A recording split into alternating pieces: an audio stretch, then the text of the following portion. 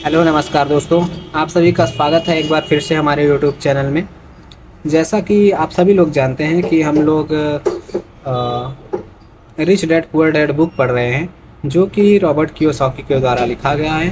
तो आज हम लोग जितना पढ़े हैं उसको समराइज करते हैं और देखते हैं कि कहाँ पे पहुँचे हैं हम लोग, कहाँ पे नहीं। तो यह कहानी लेखक अपने बारे में बताता है कि उसके दो डैडी थे। मतलब इस उसका एक खुद का डैडी था जिनको जिनको वे गरीब डैडी के नाम से पुकारते हैं, और एक उनके दोस्त माइक माइक जो है उनका दोस्त है, उनके डैडी हैं जिन्हें वे अमीर डैडी के नाम से पुकारते हैं। तो रॉबर्ट कियोसाकी बचपन में दोनों अपने डैडी की बात सुनना चाहता था। जो उसके गरीब डैडी थे उस टाइम वे उतने गरीब नहीं थे, मतलब जो अमीर डैडी थे वो भी उतने अमीर नहीं थे।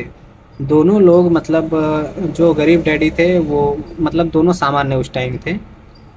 तो उस टाइम उसको सुनने मतलब दोनों डैडी की बातें अलग अलग थी, दोनों अलग अलग समझाते थे। तो रॉबर्ट कियोसाकी जो है उनको समझ नहीं आता था कि वे किस डैडी की बात माने। तब मतलब दोनों डैडी के विचार एकदम अलग थे, खास करके पैसों के मामले में। जो उनके अमीर डैडी थे, जो रॉबर्ट कियोसाकी के अमीर डैडी हैं, वे समझाते हैं कि हमेशा पैसों के बारे में बात करनी चाहिए। अमीर कैसे बना जाए यह सीखना चाहिए, और हमें अपने मनी मैनेजमेंट को हमेशा ध्यान में रखना चाहिए। लेकिन वहीं जो रॉबर्ट कियोसाकी के गरीब डैडी हैं, वे अक्सर कहा करते थे कि तुम्हें अच्छे से पढ़ाई करनी चाहिए, अच्छी अच्छी डिग्रियां लेनी चाहिए, जिससे कि तुम्हें अच्छी जानकारी हो और तुम इन डिग्रियों को लेकर के किसी अच्छी कंपनी में नौकरी करो। तो उनका बेसिकली ये मानना था, जो उनके गरीब डैडी थे वे खुद शिक्षक थे। तो वो हमेशा कहते थे कि एक शिक्षक का काम होता है शिक्षा देना, और मुझे पैसों से उतना मतलब नहीं है। और जो अमीर डैडी हैं वो बिजनेस करते थे, तो वो उनका मानना था कि पैसा ही सब कुछ है। अगर तुम्हारे पास पैसा नहीं है तो तुम्हारे पास कुछ भी शक्ति नहीं है। इस संसार में पैसा ही सबसे बड़ी शक्ति है। लेकिन वहीं जो रॉबर्ट कियोसाकी के गरीब डैडी हैं, उनका मानना था कि पैसा हमारी सबसे बड़ी कमजोरी होती है।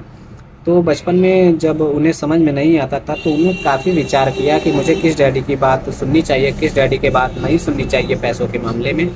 तो वे अंत में इस विचार पर आए कि पैसों के मामले में वे अमीर डैडी की बात सुनेंगे।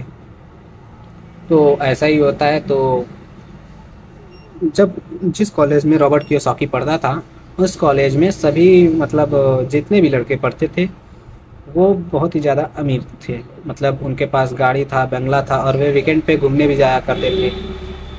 तो रॉबर्ट कियोसाकी और उसका दोस्त जो माइक, वहीं दो गरीब बच्चे उस कॉलेज में पढ़ते थे। तो रॉबर्ट कियोसाकी और माइक को भी विचार आया, वो भी सोचने लगे कि अमीर कैसे बना जाए।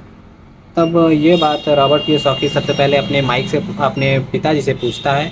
तो उसके पिताजी उसको कहते हैं कि मैं एक शिक्षक हूँ, मैं इसके बारे में पैसों के मामले में उतनी अच्छी जानकारी नहीं दे सकता।